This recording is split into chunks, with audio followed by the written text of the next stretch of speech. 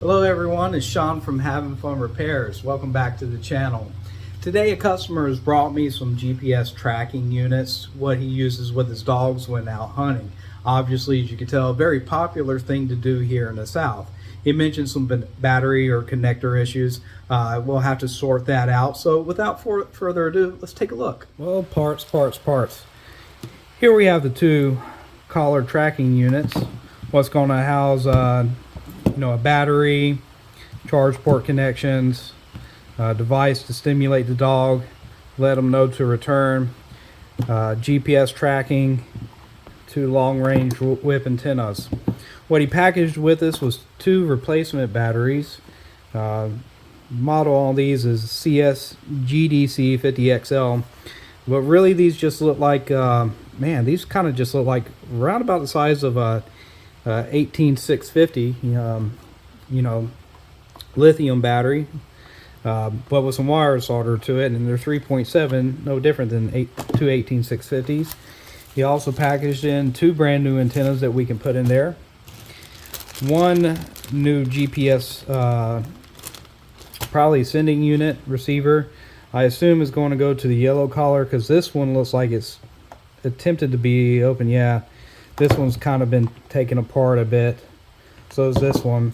So we got some spare screws in here and some metal bracket, which as of right this second, not quite sure what it goes to. Maybe inside of one of these. I guess we'll find out. We also have what he provided was a charging cable. And well, this kind of just snaps in like so.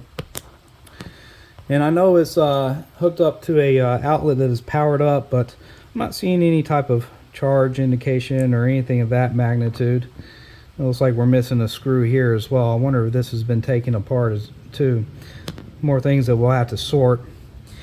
But will this one over here charge? Let's test it. Is there any kind of light or anything that turns on? I'm not seeing anything.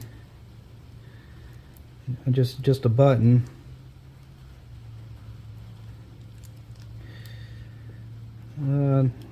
I mean, there does look like LEDs at the bottom.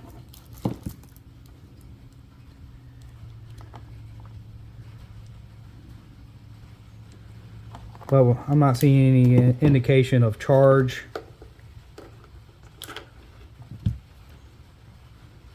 Usually with again, made by Garmin, we see Tri-Tronics written here. For those in the know, it's probably a very familiar brand. But yeah, I'm not seeing any charge indication or anything. So to me, these ports are a bit crusted. Looks like they've been scraped to try to get clean. I'm going to use a bit of isopropyl alcohol and a cotton bud or Q-tip. See if we can't clean them up more. Test the pins on the charger to see if we're getting voltage there. And then we'll start taking it apart, if I can't determine an issue directly from everything outside of it.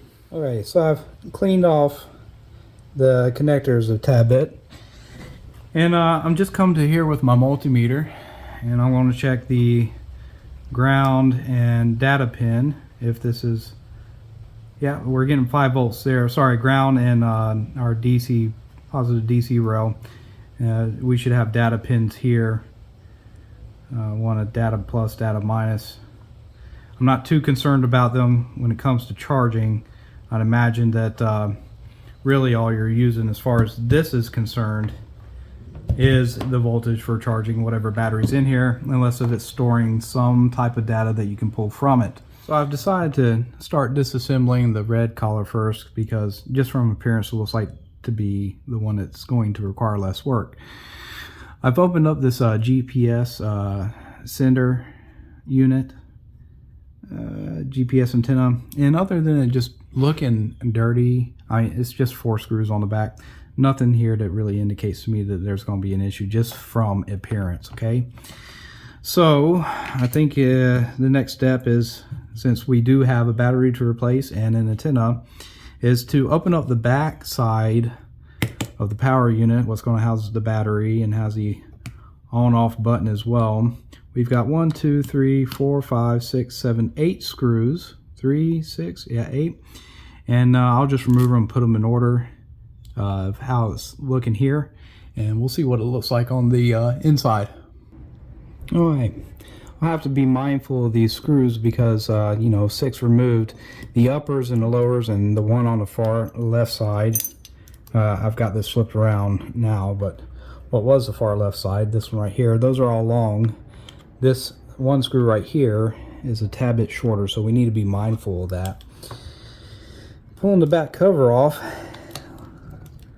well, it looks like the battery has been disconnected from the board at least once. So we can plug that in.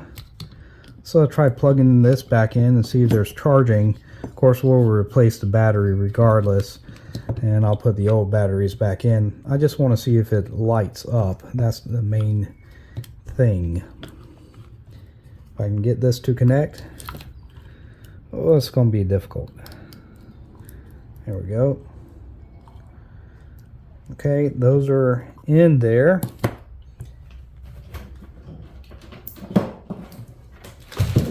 Get the charging cable in here. Let's see if we can fit these back in. It looks like we have a broke wire here, 1 or 2.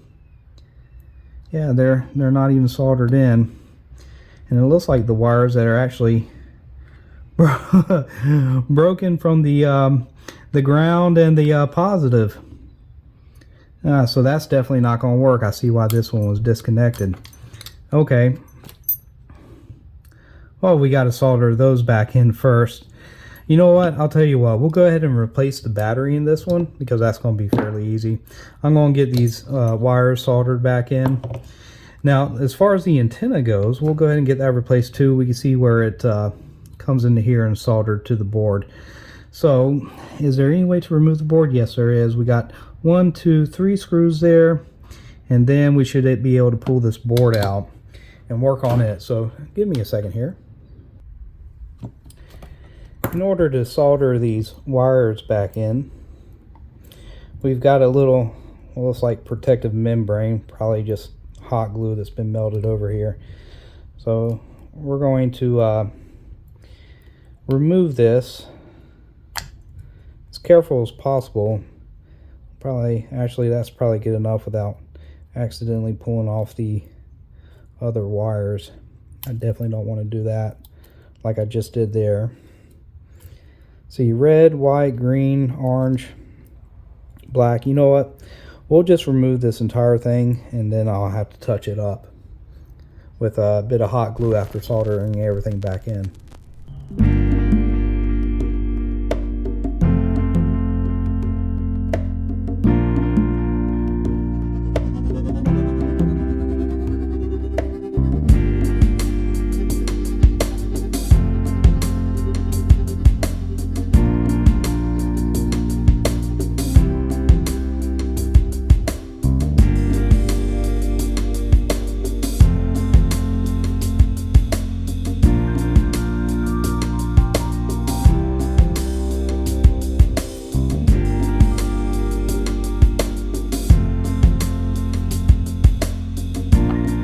Now that I've got everything somewhat put in there, let's hook up this charger and let's see what we get. Oh, yeah, and there we go, charging.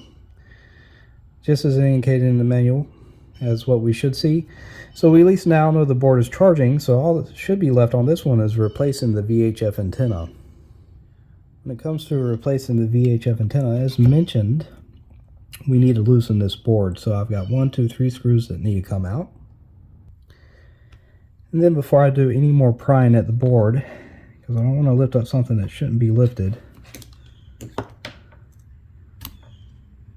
Actually, look at there.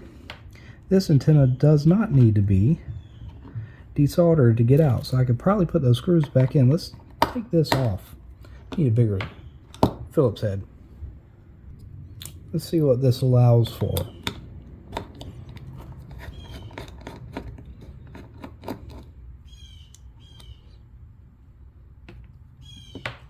Yes, fairly straightforward and easy. So you don't need to desolder that, and you can actually put these screws back in. So I'm just going to pull out this antenna and let's put in a replacement. So as far as replacement goes, just grab the end that was screwed down, and then you should be able to feed it right through the collar just like so.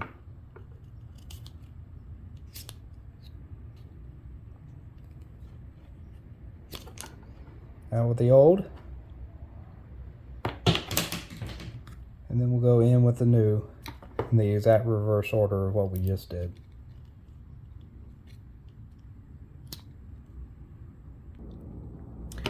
Now with the replacement antenna in, I just need to make sure that this is oriented the correct way. And we should just be able to put that screw back in and be good to go. And this one we can button back up.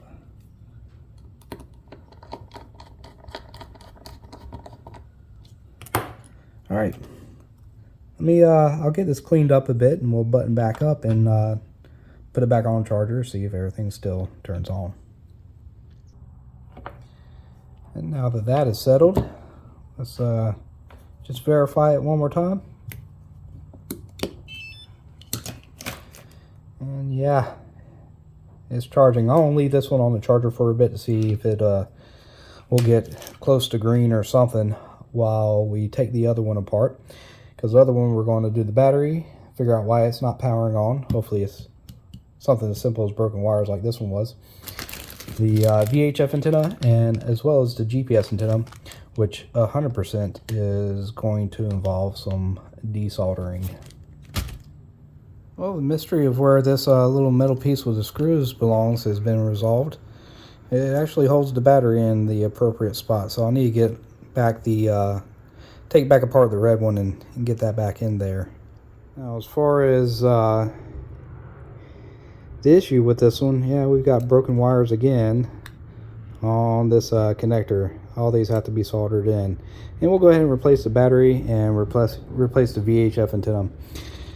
In order to actually check the GPS to determine which one is wrong, if it was VHF, I'd probably hook it up to my oscilloscope or something like that. I don't know, but we'll have to get them powered up and see if we can get 3 LEDs illuminated, meaning it's going to sync with the GPS satellite dishes and triangulate. But yeah, let me get this battery out. Let me get those wires soldered in. So for this one, I did as mentioned. I popped each individual contact out, as you see right here. Okay, and then soldered it onto the wire, and then after soldered, terminating the wire to that contact. It's just a matter of feeding it back down and popping it back into place here on the shell. You can use a little bit of force and it will go in. Not incredibly hard to do. Now, hard for me to do one-handed, but you get the picture.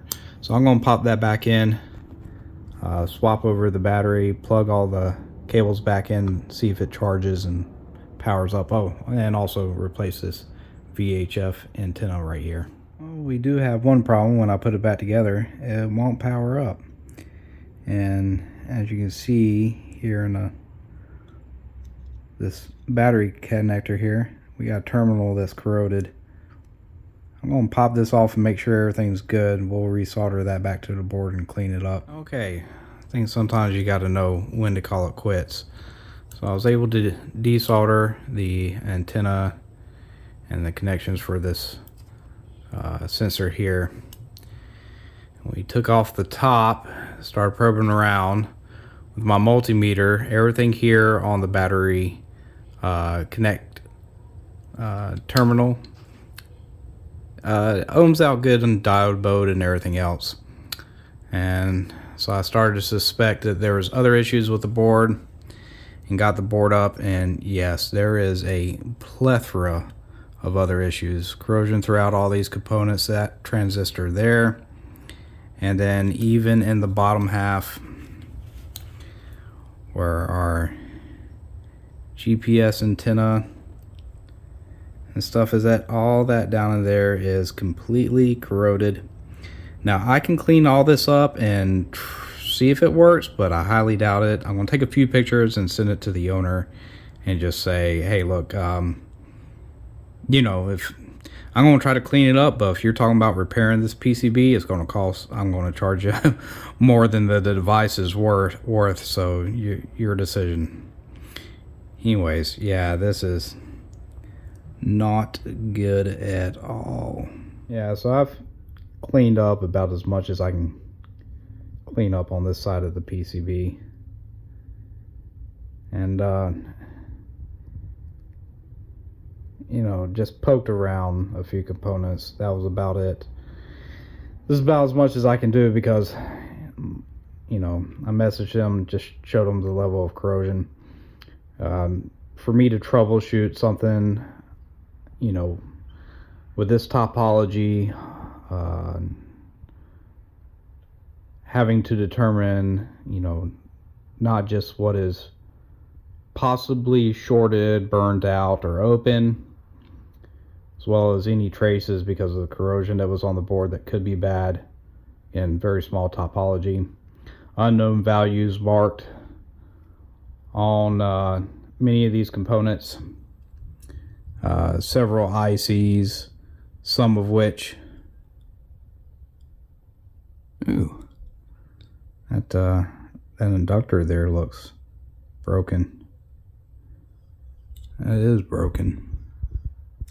Anyways, you know, unmarked things like inductors, not knowing the values of them. Components, including ICs that may or may not produce a searchable result for replacement. There's just really no way to go about this one without it taking a lot of time, and when it takes a lot of time, it costs a lot. It's going to cost the customer more money.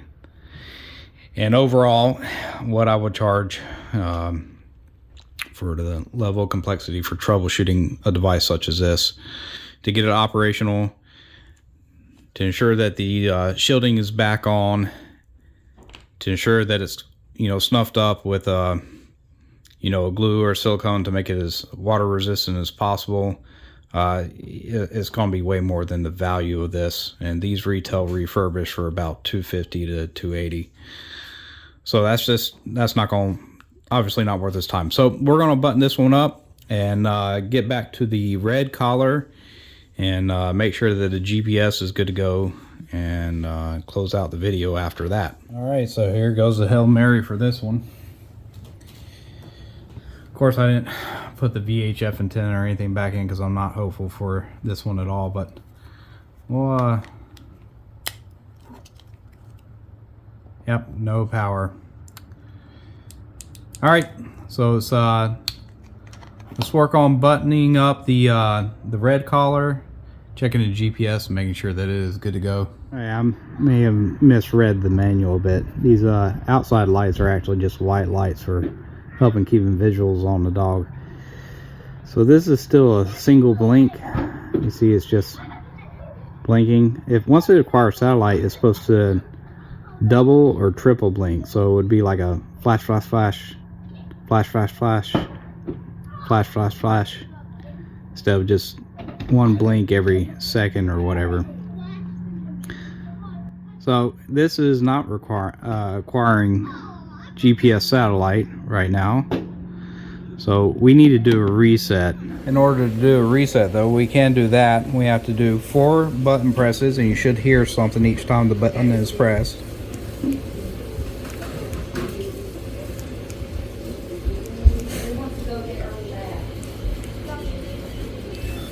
And then it does a little reset, little jingle like that right there. Alright, so all we have is a single blink. It's not communicating with GPS even after that reset. Means we probably have an issue with that GPS antenna. So let's get it back apart and consider our options. Alright, given the we were given a replacement GPS antenna. Says it's for this, but as you can tell, that's going to replace all this rubber with this nylon fabric, whatever it is, in the antenna, which means that this rubber piece right here and that antenna is going to have to come back out. and then this whole side of the strap gets replaced. Of course, the collar still feeds through this as normal, and the end piece will get soldered into the board through here, like I had to remove for the yellow one. So what this means is let's completely tear this down again, and we'll work on soldering up the new GPS antenna and see how it performs. When it comes to removing the GPS antenna, let me check the heads on my screwdriver. There we go. Swap out the Phillips head on them.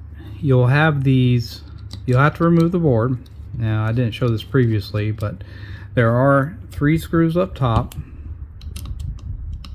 1,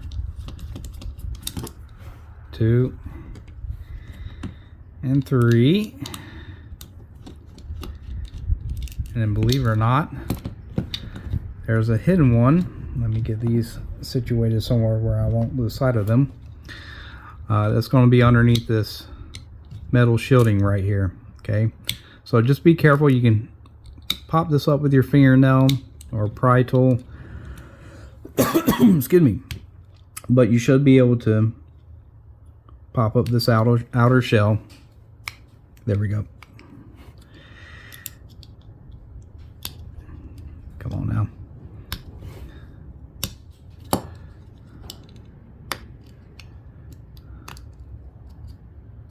There we go.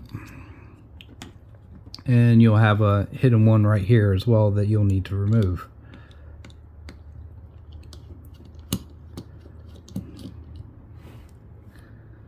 Alright, so that's going to be the 4 top side screws. You're going to also need to remove these 2 screws sitting right here for the wrist strap. Or should I say neck strap, I guess.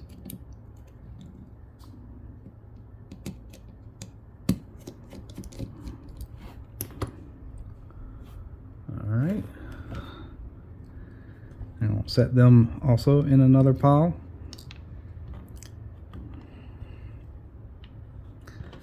Alright, and that's going to free up all this right here, okay? And you can kind of see the antenna as it feeds in through that opening right there. But in order to get this the rest of the way out now, you have to desolder these 2 points here and these 2 points here. Now, if you're using the soldering iron, I would suggest getting it up to about 800 degrees, okay? From practice of working on the other one. Make sure you have solder wick and flux, because it's going to take a bit of heat to because of the length of that conductor, and then the size of the ground plane essentially for the antennas. Just going to take quite a bit of heat. Okay, now if you have to apply solder to mix in some lead tin solder into these pre-soldered terminal posts first, then I would suggest doing that. But see, this one right here is kind of coming up pretty easy, so we're just going to soak up as much as this solder that's on this connector as possible. You can see it's not fully desoldered, so we'll just come in here with a new section, soaking it up. Yeah, it's still got more.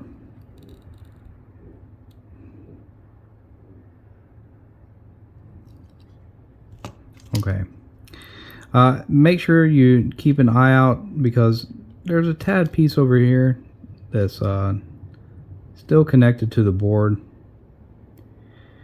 So you can usually just heat it up and then slightly move this out of the way. When it comes to lifting this up, you don't want to lift up these connectors whatsoever from the components that they are actually seated onto. You want them to move freely from the PCB.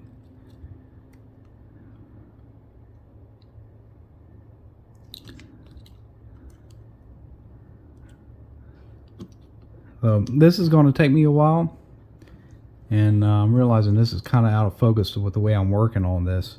So I'm gonna pause and get all the solder removed off of here and get this PCB up from the device.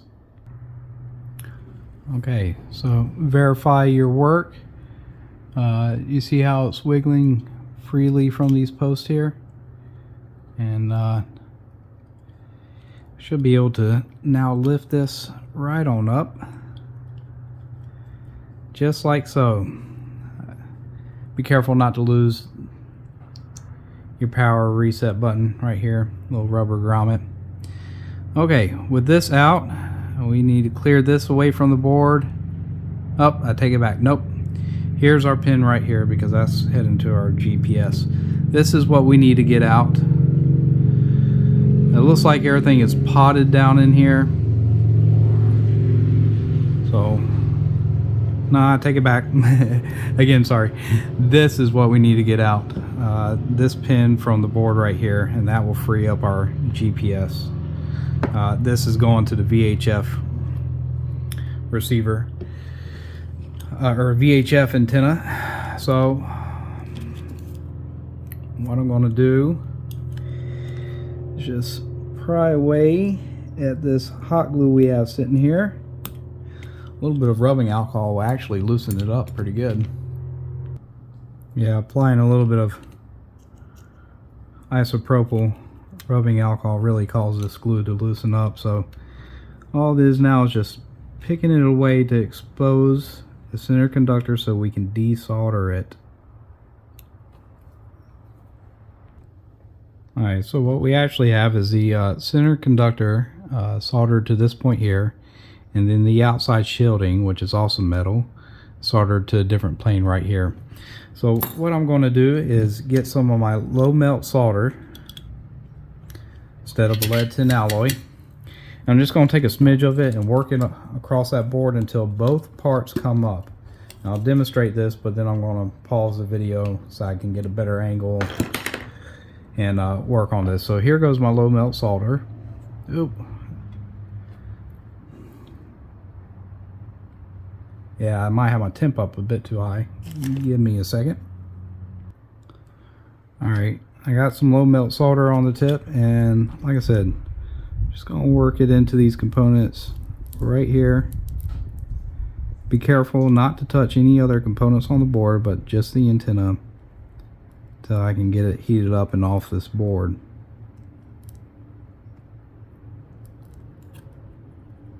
Center conductor is pretty much loose. It's just working on the outside shielding, which will take a lot longer.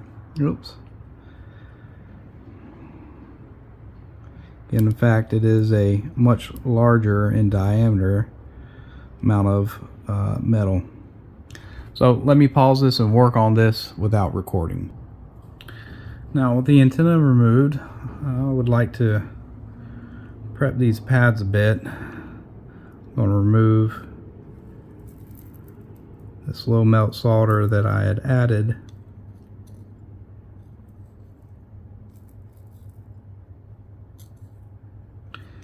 And then we're going to add some fresh lead tin alloy back on here. Don't need a lot, just a little.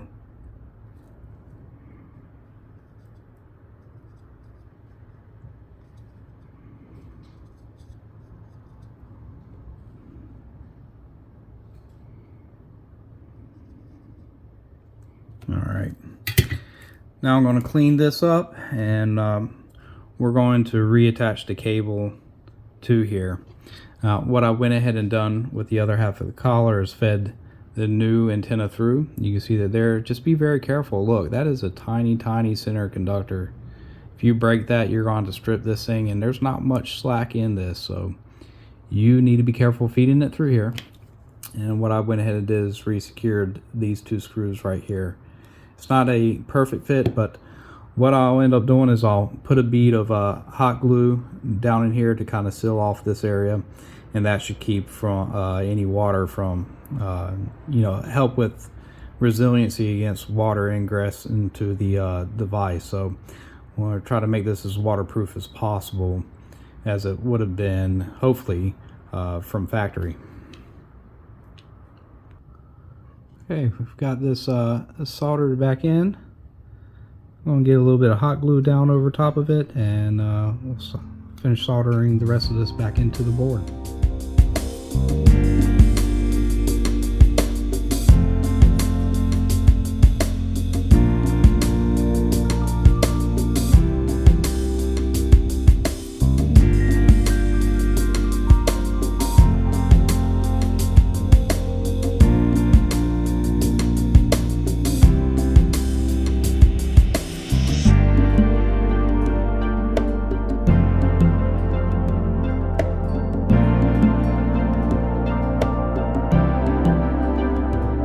Buttoned up, put a sealant in around there, and this time we'll just watch it. You'll see the blink change.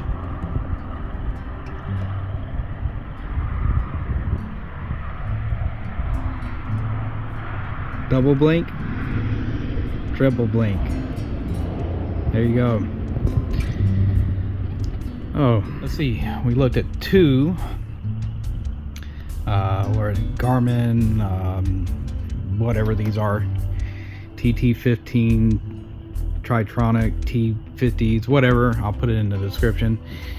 Both no power issue. This power issue was solved by soldering the wires. We put in a new battery. The other one, the board was way too gone. That's why it wouldn't power up. Additionally, this one had a GPS issue. So we had to solder in a new GPS antenna. And now it appears to be functioning again. So that being said, thank you for watching Having Fun Repairs. If you enjoyed this video, please consider giving it a thumbs up. If you're new to this channel, please consider subscribing. If you're in need of a repair or a restoration, check out my About tab.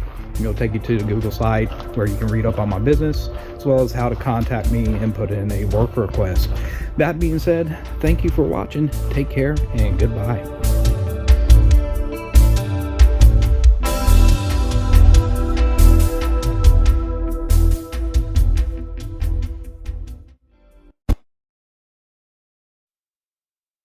Bark.